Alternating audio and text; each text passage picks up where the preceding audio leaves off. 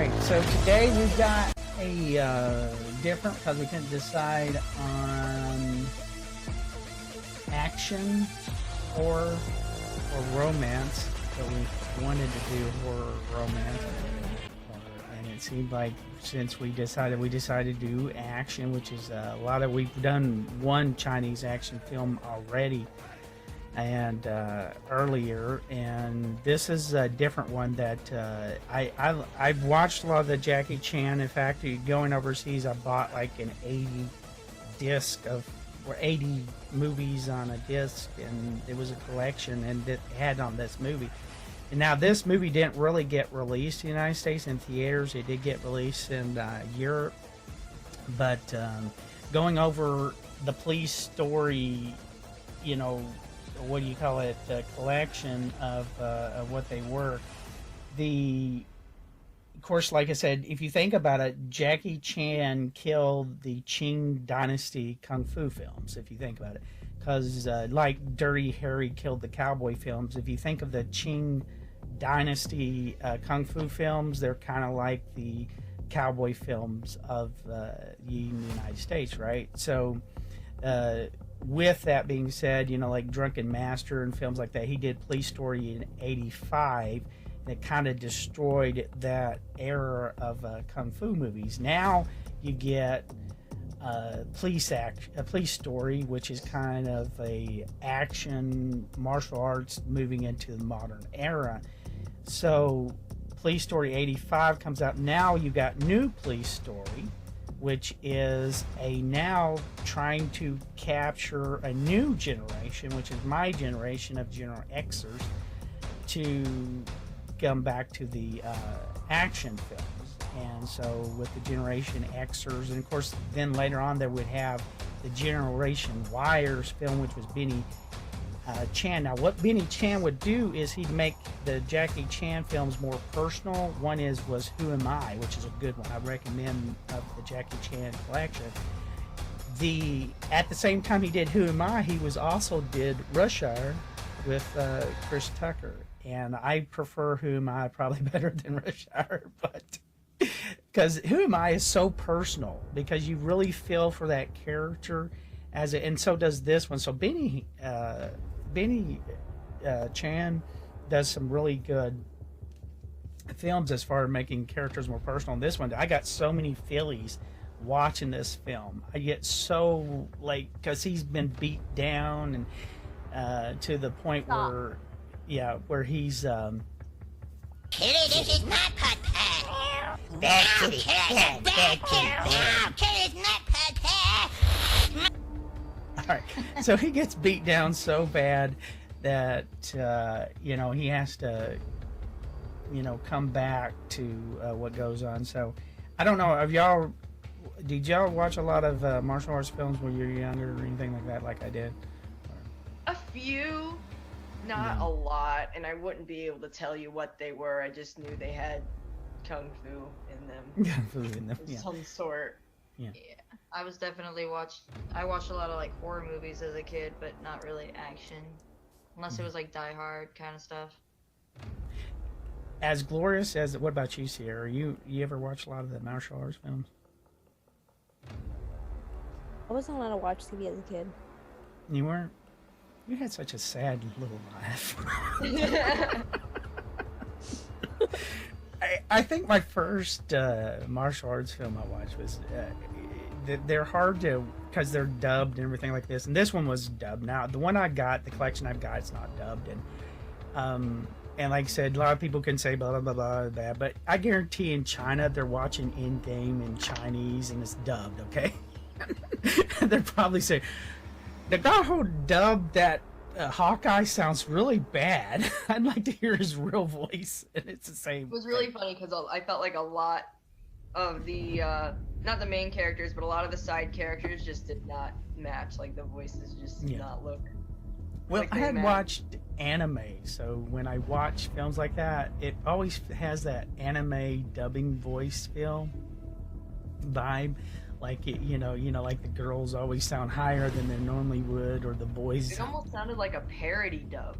Like it Yeah, was exactly. supposed to be bad. No, Yeah? there was definitely Sierra? like a few minutes in, I realized automatically because the guy was like yelling real hard, but like his voice was just like he was like speaking just a little louder than normal, and I'm like, this is some Squid Games dub shit. I was trying so hard to find the original one, like the original with the original voice, and I couldn't find it for free. And I was like, oh my god, I'm gonna have to suffer through this. Oh, I Yeah, didn't know we you just had. watched ours on YouTube with the ads. I enjoyed it actually. I thought it made it even better. I hated Yeah. it. It drove me insane. I couldn't Hey. focus, but I was still vibing. I was just like, I can't keep it serious. Yes. One thing that I always was confused at with these films, with the police stories, I always thought that his inspector name was Inspector Jackie Chan, but it's not. He just uses the same last name, Inspector Chan.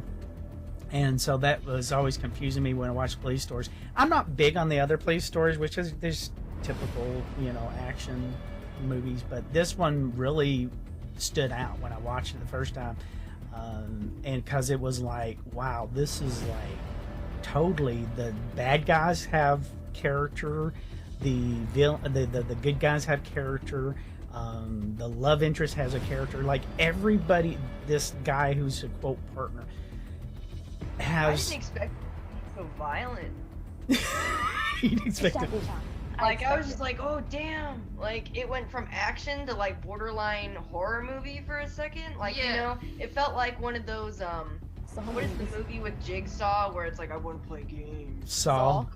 Yeah, it No. felt like that. It was pretty brutal at first, like we're just dropping people onto That was too much for me. I was like, is the rest of the movie like this? I was shooketh. I didn't think they Let's were gonna play die a game. immediately on impact. Yeah, That was just It like- wasn't as bad until I saw a guy bounce, and I was like, oh. So that got you.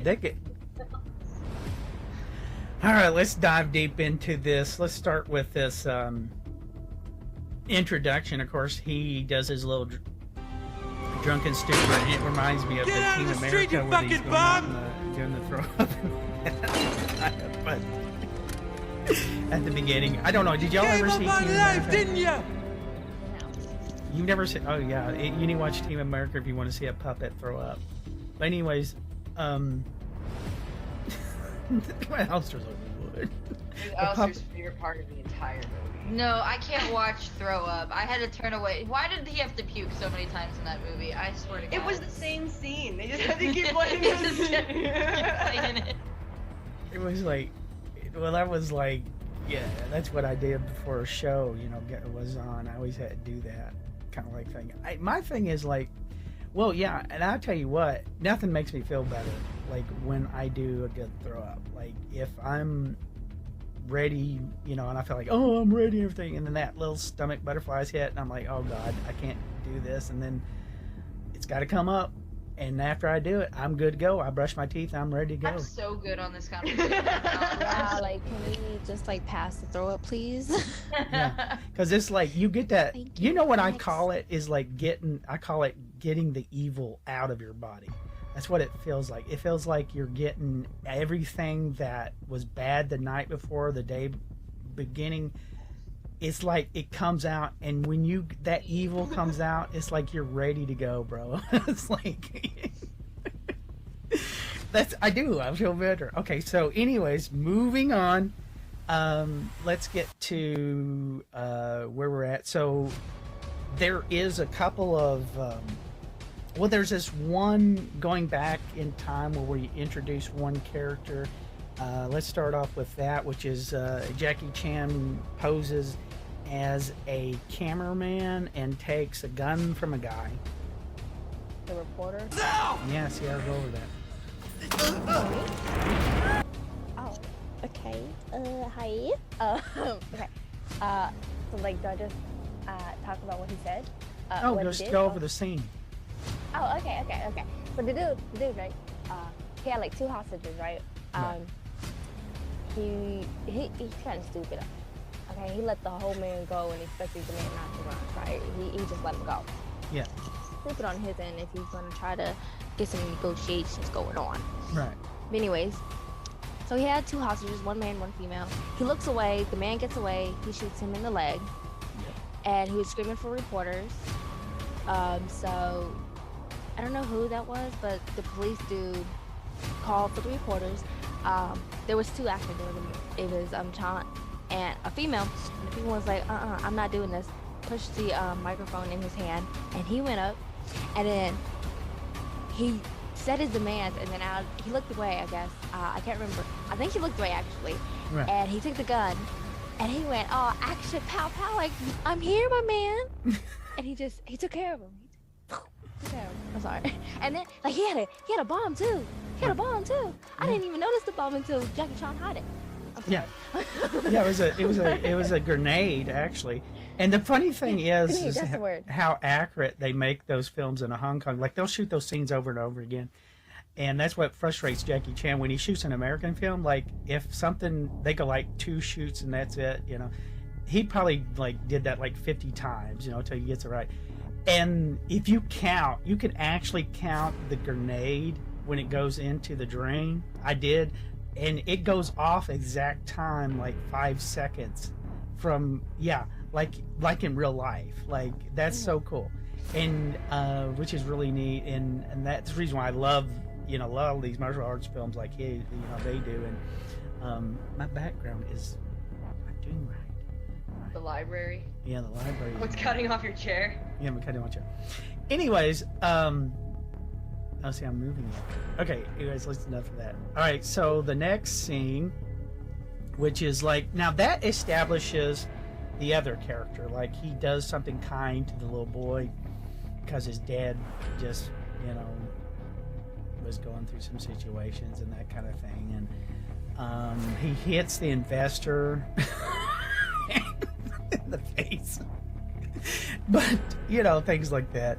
So then you go from there. That's one scene. And now, after the drunk scene, now we go back to when this is all started, where he becomes drunk. So we have to go through that story. So, Lucas, you want to talk about going back in time when we're dealing with when everything was good between Jackie Chan and the police, Hong Kong police? Okay. So we have Jackie Chan, the police inspector, and his whole team of people that he seems to be like real close with, and they seem to be like, you know, work together and all that. Well, there is this new group of like elite bank robbers who are trying to rob this bank, and they get away with it, and Jackie Chan is like, tells the media, I promise you, we will have these guys in 3 hours. Right. And then he rounds up all of his men, and he goes on this expedition to go find these bank robbers and arrest them. And, well, long story short, it definitely doesn't go as planned. They rush in there, and it's, like we said earlier, it's kind of like a Saw game. Like, people are getting taken and tied up, and they're just so like hilariously easily overthrown, and Jackie Chan is like facing the reality that his entire team is taken from him, and now they're like playing a game. They're playing games for his men's life. Like, they'll try and see who can put a gun together faster, and he loses, and then they like drop 2 of his guys like who are dangling from the ceiling onto this like grate, and it's intense. It's very intense. So that's traumatic. Yeah. Well, I was surprised that you guys really affected you, because it affected me the first time I watched it, and I'm glad you guys got the same reaction, because it was crazy. You know, because you're talking, this film is, oh holy cow, 18 years old, and still. Yeah, and it just like, I just wanted to make sure, you know, you feel like this guy's been defeated, like he's been beat down. And it's tough because they just not only beat him down, then they show how it is around others, like his girlfriend and stuff. And it's like, you get a lot of feelings right there, because he's like so sorry, because her brother is one of the police officers. And so she's really upset, and he feels bad for her, because he feels like, all these people's lives are ended because of him, and he feels so guilty. And of course, yeah, it would be a big deal, and there would be a lot of trials, and there'd be a lot of hearings and all this kind of thing going on because of this big event. I mean, this basically is domestic terrorism, because like at that beginning scene, he like shoots that bullet right at the bottom of his vest. And get through. Yeah. And it's like, and so here's what amazes me about each scene is very important. Like, there's a scene where they're running from that other cop, and then you find out that that's an important scene as well. But establishing to this breakdown, he's totally feels guilty of everything that's going on. I mean, he pretty much like recluses. He's not seeing his girlfriend. She comes over and is ringing his doorbell, and he's pretending like he's not home. Looks like he's in the bar, impulse drinking all the time, every night, like to where he's passing out in the streets, falling over himself, getting his wallet taken, like nightly kind of thing. It's, you know, just completely broken down. Is the state that we're seeing him in at this point. But at least he always checks on the girlfriend. He always checks on her. Right. Mm-hmm. Not in like person, but like in a stalker's far away. Yeah, it was. That's exactly what I thought too. I was like, okay, way to show you care. You do you, boo. There. I don't know. Being the single person, I can't tell you. You know, it's like, and again, like I said, this is the reason why I watch martial arts flicks, because of the, what do you call it, the luxurious lifestyle of being a single person. Anyways, because you think, oh man, when I get my bachelor pad, I'm going to have so much fun, blah, blah, blah. And then it's Friday and Saturday nights eating pizza and watching Jackie Chan flicks. All right, so,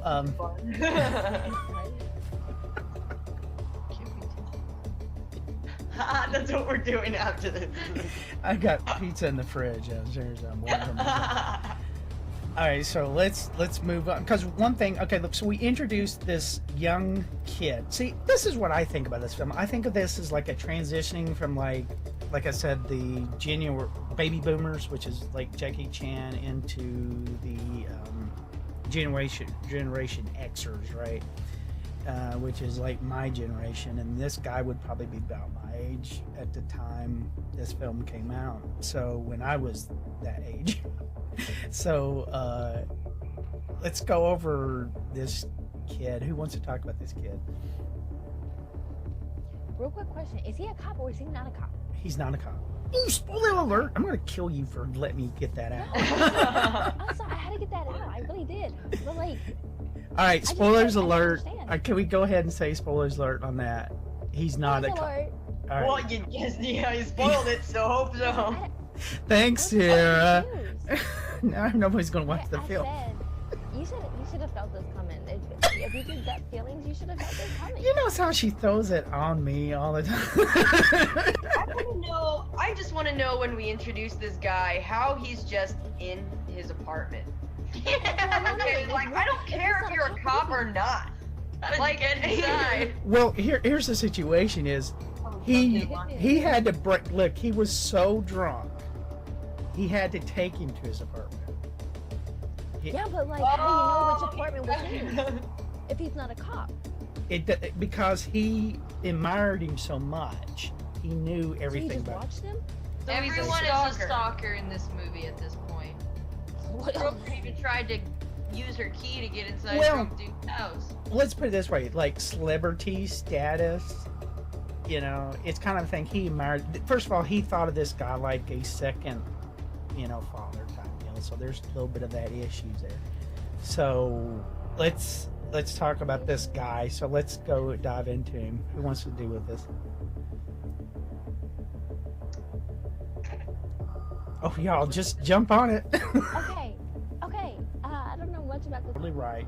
I'm not saying this film is 100%, but there is a little bit.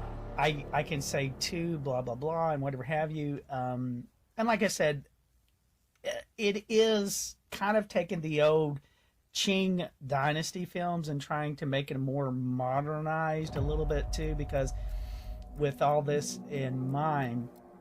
But we'll get into it because some of this thing that kills you, this film will like yank your soul and you'll get so depressed, and then all of a sudden it'll have some spots where you're like, it's so happy, you know, it'll make you laugh too, and we'll get into those as well. So yeah, basically this kid who we just immediately think that he's part of the police force. I just don't get how nobody questioned him. Like, I know. I'm sorry, Sierra. They're not as Sierra. Like, they're not as smart as you. That's the problem. They're not. No sense to me. It just don't make no sense. Yeah, if it was, I don't understand if he's a police or not. Yeah. That's why I was like, gotta be at least something in the force. If they were smart like you, Sierra, they would have questioned that, but they're not. If they were smart like me, they would have been caught and turned in. So, anyways, We got time limits. of course, I've already explained to Lucas a little bit about the Hong Kong police. The Hong Kong police, like I said, Hong Kong is a port, right? So you got a lot of sailors and blah blah blah, and they have to look the other direction, and they don't like to, stop money coming in the city, basically. So you got to kind of let certain things go, and they do. But then again, if China or Great Britain gets onto them, because like I said, they had a Chinese Great Britain kind of thing with Hong Kong, they would have to step up. Like if there's a lot of drugs or things going on, they have to step up their game, right? But like I said, as long as that goes on, they kind of look the other way. But the thing is, with all this is going on, these kids, this is affecting the entire monetary system, which is really, really bad. So, where were we at? So the kid gets access to the police office, and we find out that Chan is so beaten that he just accepts defeat. But let's go on what goes on here, because earlier we had this police officer that gets injured, and we'll explain how he's connected to all this as well, because that's where this all leads to. But like I said, the girlfriend scene is this guy pretends like, hey, this is her birthday and you remember, trying to fix things up with his girlfriend, trying to get him a little confidence. All right, Sierra, tell me about this. No, I'm just so happy. That scene just brought me so much happiness, because like, I was they so cake in his uncomfortable. hand, and I did that, and he's like, happy birthday. It's like, my man. Did his bit.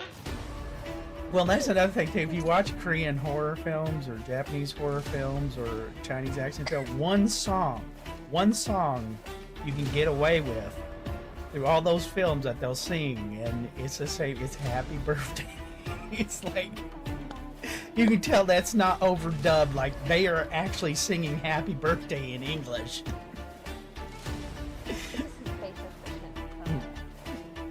Yeah, you can tell that he's singing Happy Birthday.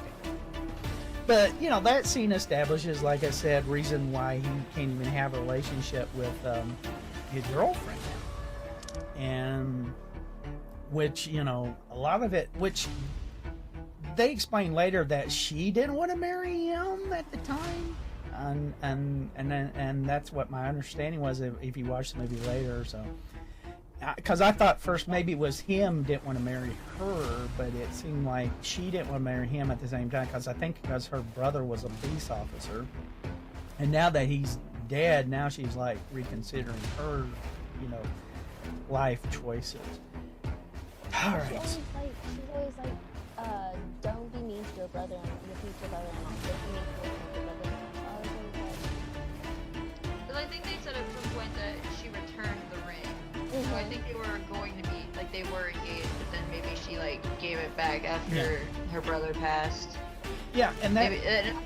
Maybe she's like, because I don't think that she thinks that it's, like, his fault. Right. But I think she was definitely second-guessing, like, do I want this life? Like, exactly. how do I feel about man who was like the last person to see my brother alive. Yeah, and then also the fact, like, I don't know what it's like to be married and someone in a dangerous situation. Like, you're sitting there going, oh, wow, is he going to come home tonight? You know what I'm saying? Exactly. Yeah. If she already lost her brother, is she gonna lose her husband? Yeah, and I tell you, I've never, you know, I wouldn't know what that'd be a situation. I'll tell you a story that frightened me when I was a kid. Is my dad worked at a nuclear power plant, okay? And there was on the news. I'm sitting here watching the news with my mom and everything. This is 6 p.m. My dad went to work at like 3 p.m. and he worked till midnight, 2:30 in the morning. And seriously, it was on the news, and this scared the hell out of me as a kid. And they said, and at Watts Bar power plant today, there has been a bomb scare at the power plant. I'm like, that's where my dad works. And this is a nuclear power plant. And you're thinking, how are we going to evacuate the city, blah, blah, blah. And you're thinking, this is scary as hell, right? And my dad gets home, and we're all staying up late at night. Like, we don't normally wait till my dad gets home, right? We're like in bed, and we're like sitting here waiting. Like, Dad's like, Dad, what about the bomb scare? He's like, bomb scare? He's like, it was on the news. Oh, that was a prank. Somebody called in a prank. I was like, well, F. We were like flipping scared to death. And it's like, Oh wow. yeah, but you know, and you think with a police officer, that's where a lot of kids thought, and a lot of wives think is like, is my husband or brother's going to come home? You know, and it's like worst thing. You know, my girlfriend would worry about is if I'm cheating on her with a musician or something. But she's like, well, does it bring us more money in? Shut up. My job's dangerous. I could get electrocuted or something. All right, that this other police officer is partially involved with these Gen Xers who are let's say ex-gamers, okay? Yeah, exactly right. So they go visit the police officer, and what transpires is they find very little information, but they do have watches in their ex-gamers game. So that's where they can be able to trace them, and they find out that there's an X-game party going on top of the roof, which is really cool scene. Anybody want to know that? It was basically like, I guess, like a skate park up there, Yeah. like a makeshift skate park. And they just basically rush in, and like the police rush in and bust the. Oh, important for that though too is that remember Inspector Chan and that other dude, they like had some sort of bet on who was going to crack the case first, and whoever like lost was gonna lose their job. So I like Inspector Chan, so they were just trying to be sneaky, you know, not make it obvious that they were there. And then all of a sudden you see like Homeboy and all his group with like coming in, just being not very discreet. So it kind of ruined everything. That's right. I got confused. No. But yeah, and they identified them by the watches. Yeah. And then I thought this part was kind of stupid. You said this too, like you would think that the people that were like robbing the banks and stuff that did all this, they'd immediately recognize the inspector. Oh, immediately, yeah. If they were like, you know, ruin this guy's entire life, you think that if he walked up on your skate park, you'd be like, wait. And that's exactly what happened. And like how, like Inspector Chen, yeah, he had the watches, but he didn't know what any of their faces looked like. Yeah. And yet they were just like, that's that guy. And so he just ran off and told the others super fast, like. Yeah. Toying with him in some way, but they didn't expect him probably, like you said, to show up. And yeah, it's kind of weird scene because it's out in the public. I mean, I don't know how you can handle a situation out in public like that. You know, what would you do? Because you're like, I mean, obviously there's two suspects there, right? Was there just two, which is the female and the male. It was the female and the redhead. And the redhead, yeah. The one, is that I remember the woman, she got shot in the neck. Yeah. Which ends up being another scene too, because go ahead. That was whew. Yeah, what was that, Lucas? They were doing a lot of shooting for how many spectators were around. Yeah, it was I don't know. I don't think the situation was handled very well. You know, the police wise. And maybe that was what they were intending to do, is to try to make more of a spectacle than it already was. But I think they're getting close to decide who these kids were, and yeah, it ends up being a fiasco. And then of course we have to have one thing that the Chinese action films love to do nowadays, the modern ones, is breaking glass, which is Yeah, there was a lot. I wonder what their production value was for just simply like destruction. Yeah. Because they like ripped an entire top off a bus and everything. Yeah. That was a lot. Yeah, and that was a thing they wanted to really do. And that's something, if you go back to the 80s, Jackie Chan films, he loves the breaking glass. And then it goes into... Now, a lot of the modern Chinese ones, they will use, like, CGI glass, but you can tell it's CGI glass. This is real flipping glass. I mean, sugar glass, whatever it is. I watched the credits. Yeah. And they didn't. They used plastic until they were like set, Right. and then they used the glass. Yeah. Wow. I also, like, when they were watching the end credits, because I knew Jackie Chan did his own stunts anyway, Right. but like they were Right? actually on the building with like the police like going down, and I'm like, oh. Yeah. That was so Do good. y'all want to know the origin of that after the stuff with... If you watch a Jackie Chan film, as you know, if you watch a Jackie Chan film, as you know, you stay till the end because there's always going to be the behind the scenes, right? That's awesome. Yeah. But do you know why that was how that got started? All right, so he worked for Golden Harvest, and Golden Harvest had the kind of a relationship with the director of Smokey and the Bandit. And so when they did Cannonball Run, of course, Jackie Chan was in it. And one thing that Jackie Chan loved about Cannonball Run was at the end they had these bloopers at the end of the credits. So if you watch any Jackie Chan films after that, there's always the behind the scenes credits at the end. Even if you watch High Noon or the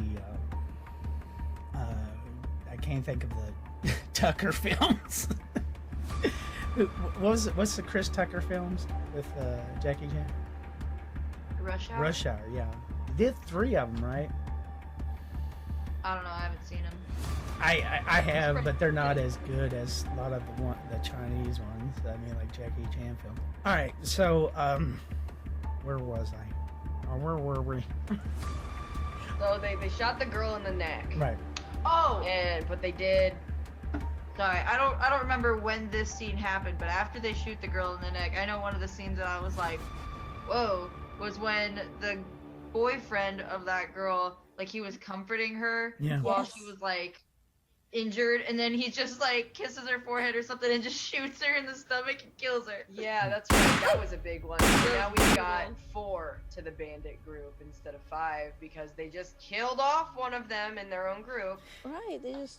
Yeah, basically they turned this thing to personal level, and I think that was the idea, was to make it more personal. And because another thing too is you'll find they do show some little scenes behind the scenes of his life, like his father's a cop, right?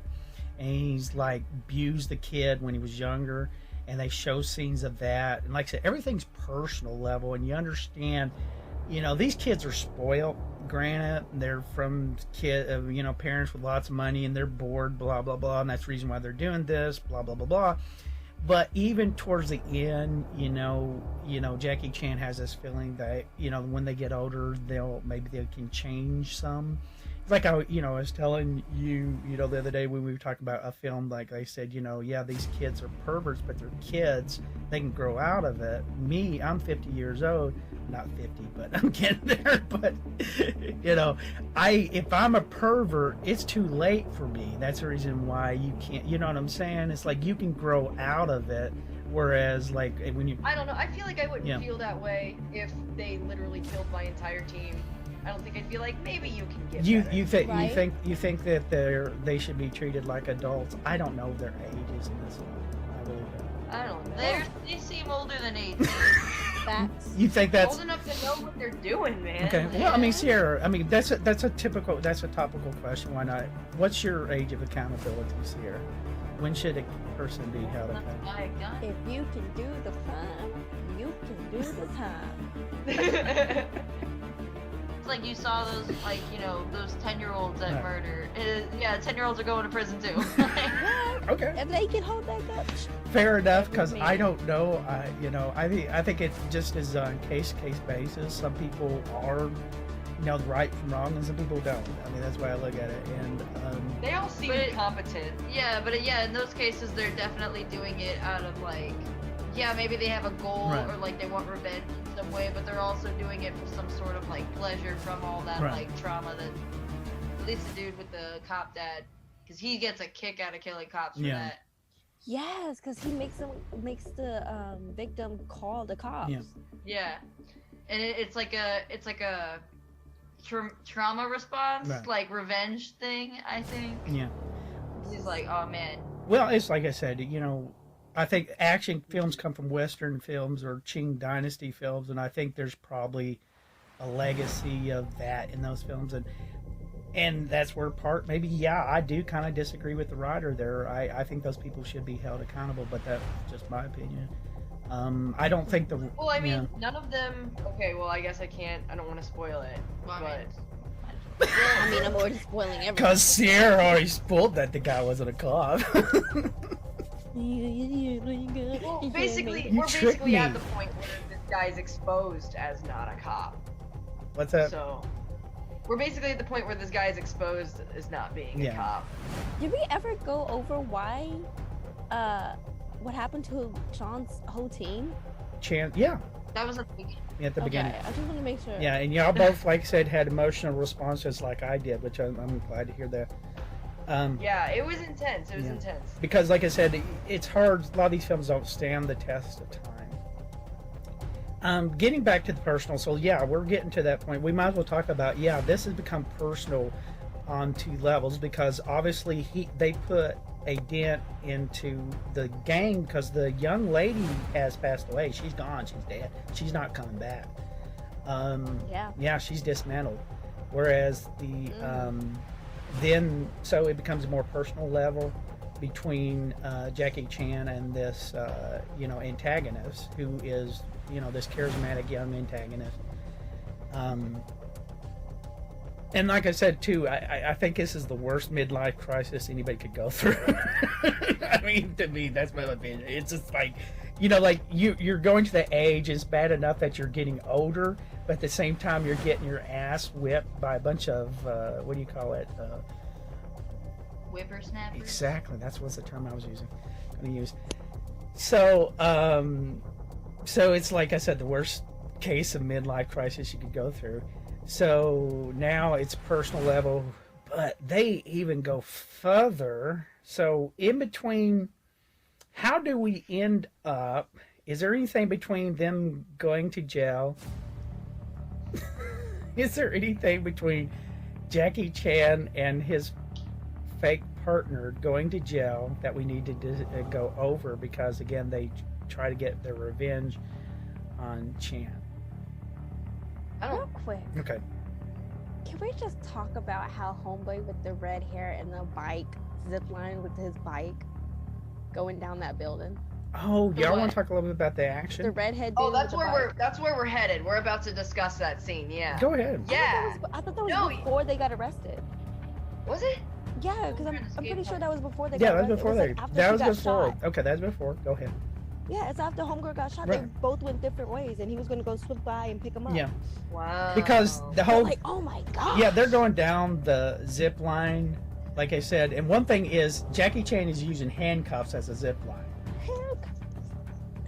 But homeboy is using a whole bar upside down going down that road. Okay. Let me ask y'all a question. Did it feel realistic to y'all? Yeah.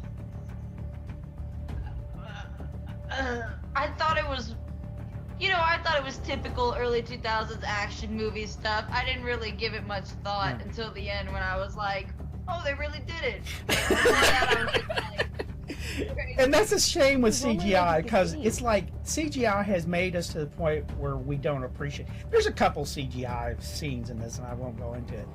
Yeah. But I'm not gonna lie. that scene right there, yeah, like I said, we really, if you think about it, take that for granted now. Oh yeah, for sure. Yeah. I wasn't even giving it a second thought on whether it was real or fake. I was just like, they're going down a building. Yeah. But the shock value of seeing the end credits of like, oh, they went down a building. Yeah. Well, and that's the reason why, like, if I have too much CGI going on, my brain will tell me it's fake.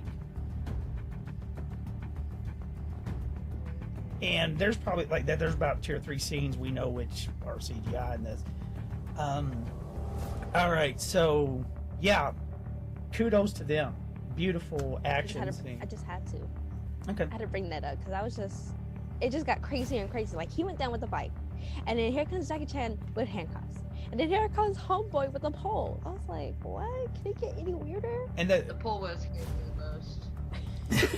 Actually, Well, upside down. the handcuffs scared me the most because what are you grabbing? How is he holding on to it so well that he's not just falling?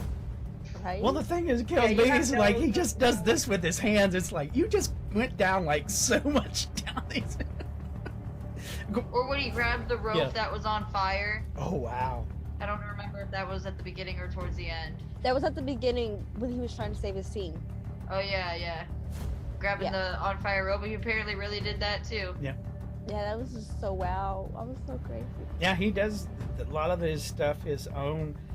Now, there's been a lot of arguments, and that's the reason why for a long time Jet Li and Jackie Chan had a rivalry, because Jet Li's, one of his films that he did, Meltdown, he talks about this star who tells everybody he does his own stunts, but he doesn't. And so I always wonder if that was like a jab at Jackie, but like later on we'll find out Jackie and Jet Li do a film together but I think there was a lot of rivalry there, because there was accusations that Jackie didn't do all his stunts. Even if he didn't do all of them, I'll say he did 99.5% of them, which is enough. You know what I'm saying? Yeah. For what he's done, it's amazing, because he hurts himself all the time. He's broke over probably 100 bones doing these, and and a lot of it is you do get an adrenaline rush from doing all this kind of thing, which is the best drug you can get. Where was I? All right, So I guess we're here. are we at the final standoff scene? Well, let's get to why because one of my favorite scenes is he ends up in jail. Jackie Chan does. Can y'all explain how he ends up in jail? Because I couldn't remember. Well, I'm confused now because like, didn't he get arrested after what happened to the ducks and the bus? Didn't they arrest him after like what happened with the bus? Yeah, and the exactly.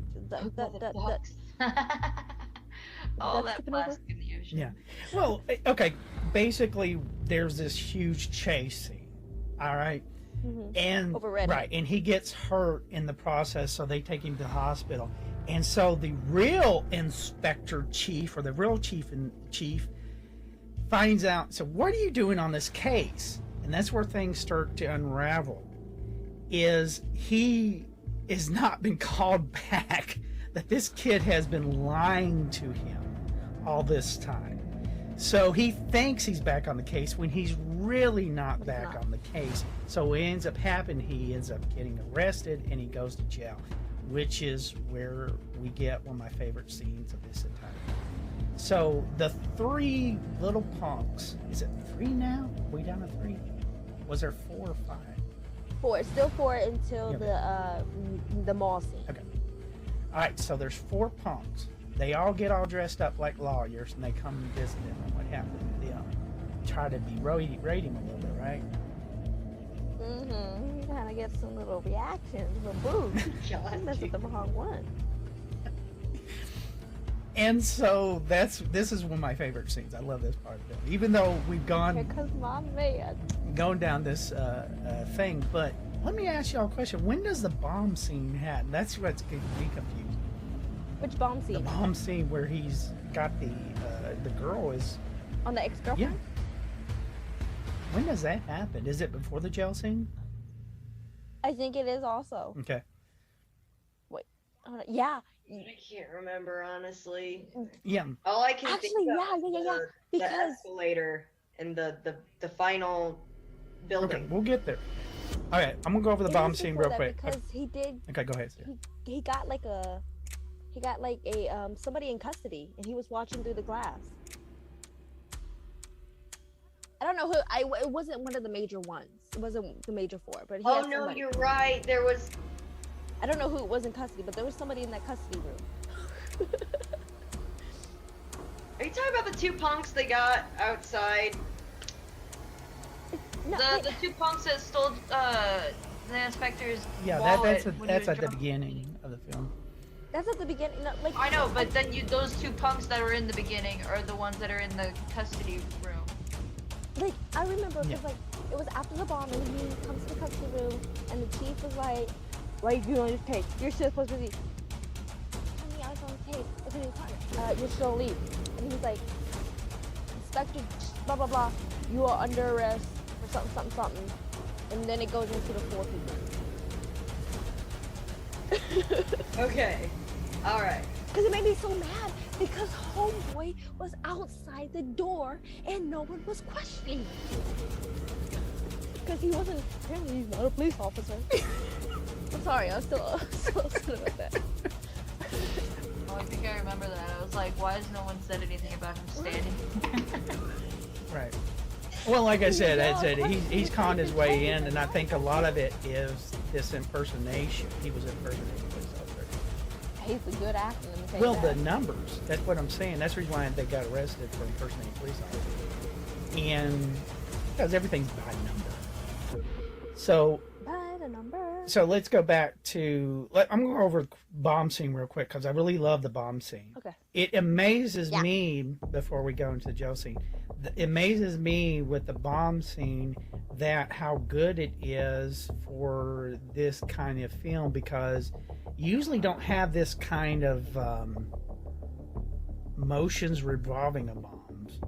But this one just really gets to me every time. I remembered this bomb scene even like 10 years after I watched the film, okay? That's how intense this bomb scene is. What happens is the ex-girlfriend is given a present. He opens the present and then lifts these tabs up, which causes these balls, if they're not kept straight, if they touch the sides of certain places or get away from the center, it'll explode. And she can't release herself from the lock or it'll explode as well. So, because she has this noose around her neck, or not leash, or, character around it. So, through all this, they get her to a vault, which, a lot of police armory type vault where you keep, things in there so that, it's heavy enough where it can take an explosion, right? And probably they do put bombs in there. And so one thing they were thinking about doing is they're talking about while she's got this bomb is we'll get some CO2 and freeze it, right? Which is a one way to dismantle it. Well, while he's running to see if he gets an idea, I think he's going to get the CO2. She decides she's going to cut. The whole Yeah. thing. But when she cuts it, she thinks she cut the entire leash, right? And it turns out, okay, well, it's just a dud, right?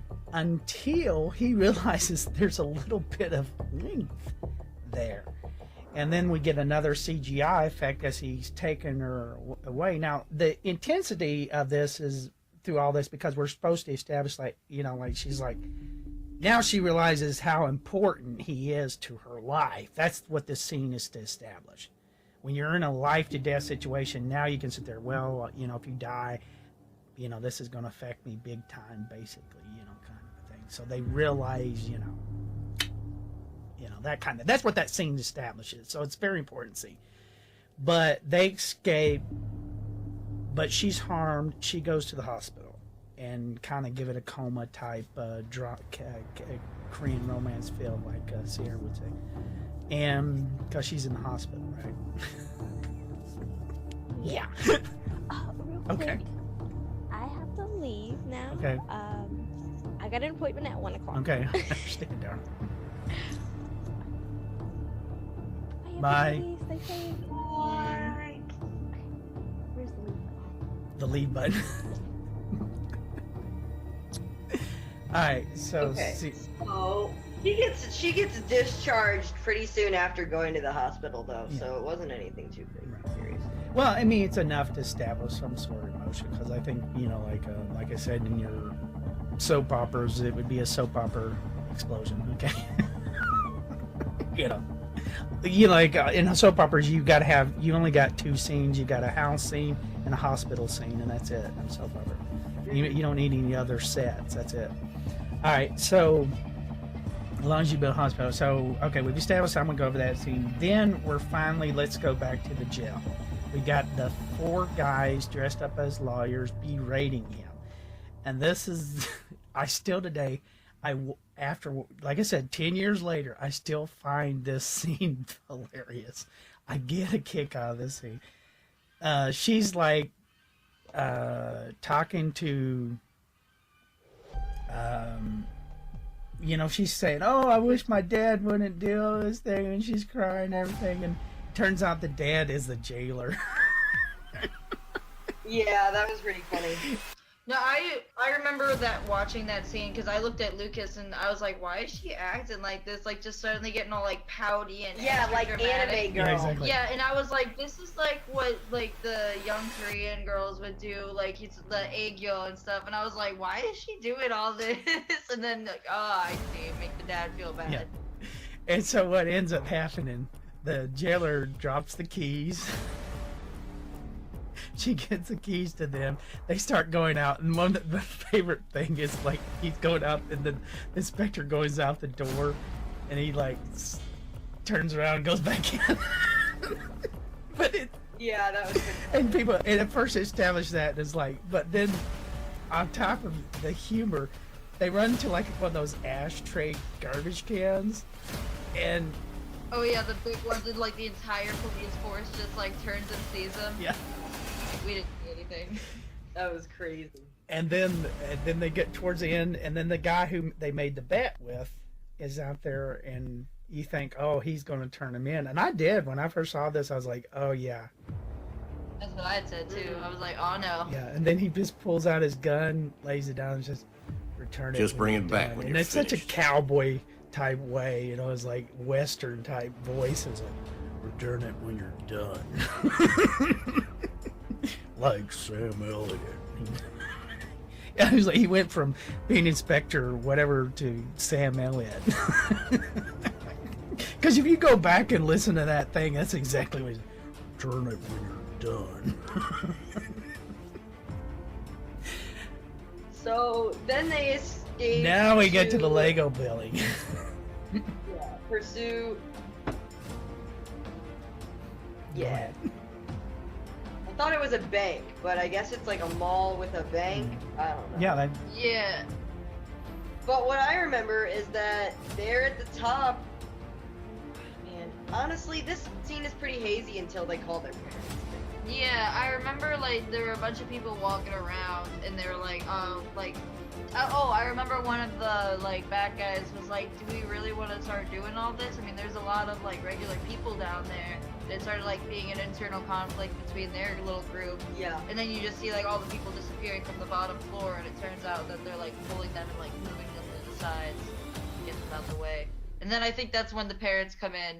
Yeah, and they're like, where are my kids? And they look up and they see them and they're like, well, what's going on kind of thing. So now these guys are busted. yeah.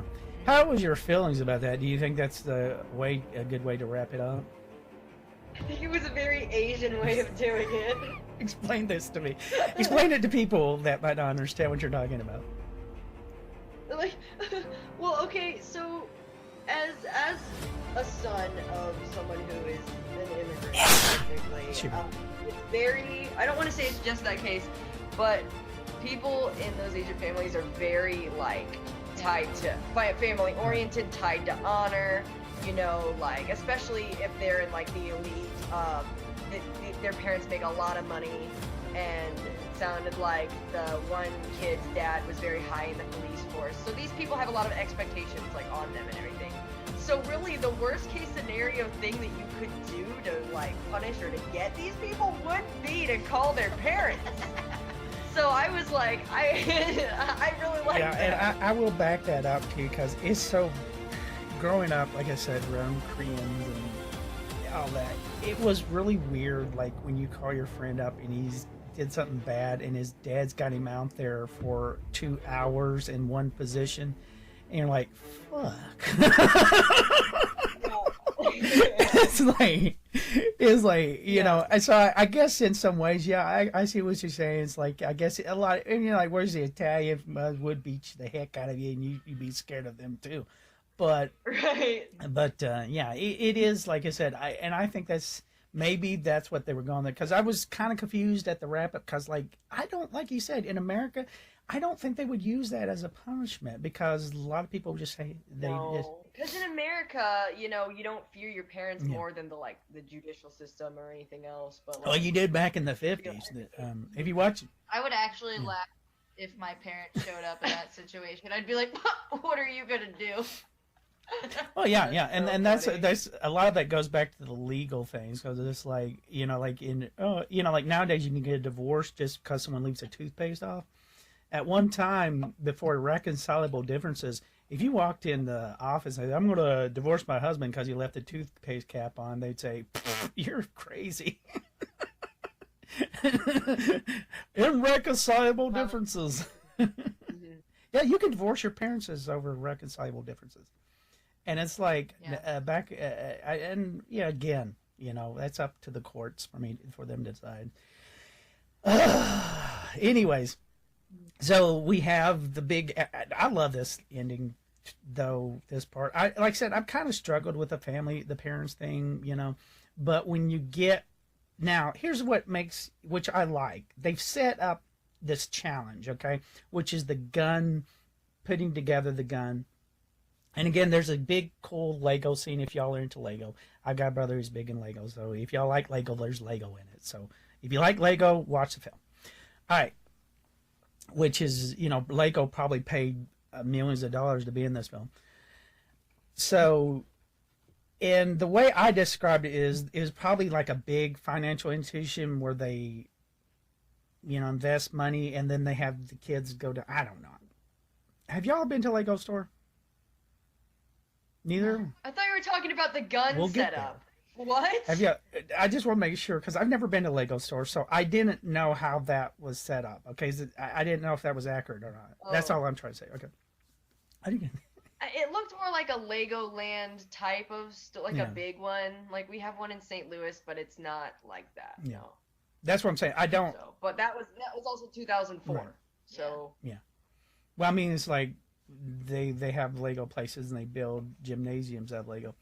All right, so where was it? This ending scene is we have the partner being attached by a rope and they got it by a foot and he's holding him up, right?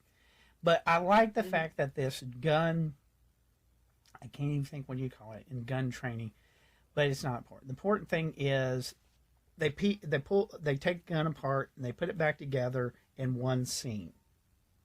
Jackie Chan loses. Let's establish that, okay? So that's. I thought he wins. Go ahead.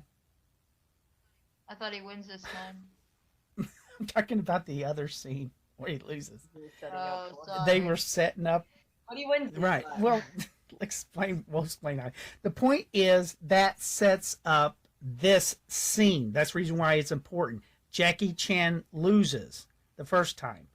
All right, so when we do this scene, he has to beat them, which is very important because it established, one, an emotional connection, knowing, is he going to beat him? Second of all, how is he going to beat him? And how does he beat him? I was gonna say that I think it also kind of establishes like a redemption arc of sorts. Like he's redeeming himself for the mistakes he made with his team. How he couldn't win the physical fight. He couldn't win the gun setup. He lost everybody. And this time it's even with like the brother-in-law in the beginning, he actually like saved him, but then like as soon as he turned around to like cut him loose or help him get up, the brother-in-law, like, I think that he slammed his head on that cement thing and killed himself, like, totally. And it's like similar with the girlfriend. There was like a bit of redemption there of sorts. Well, And then here's the thing is what I think about these last scenes. The last scenes where he's defeating is because he's older, he can't physically overcome them, right? So he uses his intelligence to defeat them. Number one, brings out the parents. That's number one. Number two, he thinks on their level by challenging it as a game for that one guy, and he defeats him that way. Now, the last one is most important. He defeats this guy because the idea is to get a bullet into the gun, right? And shoot each other. So what does he do instead of putting the cartridge in to take a shortcut to win the game? I don't know much about guns, but it looks like he placed the bullet somewhere. Right, into the chamber, so the gun is ready to pull up, which he outsmarts him. See, he has to use his brain because he's older. He can't physically overtake him. So the guy, which is very new for a Qing Dynasty type film, which is a new concept, which is what you're thinking about. This is what's so different about most of your Qing Dynasty type martial arts films, is that in the Qing Dynasty martial arts film, the older guy is always stronger, blah, blah, blah. But this way, it's just the opposite. It just plays on part of the fact that in real life, your body does have pain and you're not as fast as the younger guy, right? So he puts the bullet in the chamber, overcomes the obstacle that way, and the other guy is like, what's he doing there? Because he's following the template of how putting a gun together. So but you could say, well, he cheated. No, he just did what he's supposed to do, but he did it faster by outsmarting him. You follow me? So that's what he does to defeat the situation. And then, of course, like I said, we have the fun little sliding down the window scene, tie everything up. He asks the young lady to marry him. And was there anything else we need to add to that?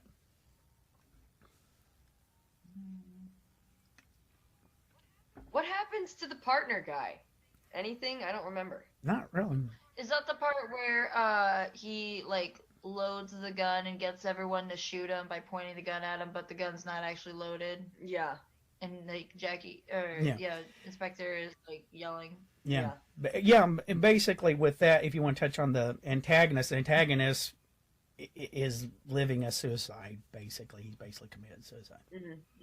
And because he don't want to go back to his dad. He hates his dad. And that's what Jackie Chan tells him. You hate your dad, and you hate yourself for not living up to your dad's expectations. And that kind of thing. And like I said, the writer, it's kind of thing, it's up to interpretation, what you want to believe, but this is what the writer's viewpoint is, and it is what it is. But still, regarding whether you agree with the philosophy or not, it's still good film. It's very technically put together, and it is probably up to state of art of any action film in the U.S., correct? It kept my attention, for sure. Like, the whole time it kept my attention, and I liked the characters. I thought it was a good movie. Yeah, I did too, and I'm surprised it stands the test of time after 18 years. I really am. That's what surprises me, because I was like, what should we do? And it's like, well, I don't want to do basic action films. Because here's the thing with most action films, I'll be honest with you, you watch them and it's like you forget about them. You really, because there's so much action and there's no storyline and whatever, you're done. And it's like, I always complain about Steven Seagal being the first Mary Sue because he doesn't have any weakness.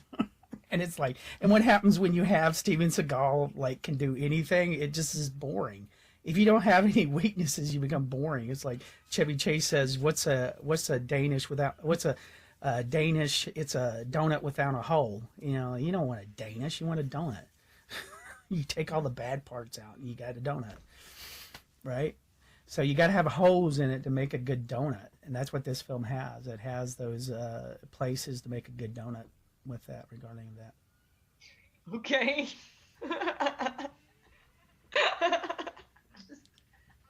I'm so hungry now. Yeah, we. My stomach this entire time. Alistair was laughing earlier because my stomach's literally going the entire time. I'm like, oh my god, stop, no. So I keep drinking over here. I'm like, gotta fill my tummy up. Okay, it's like a good cinder block.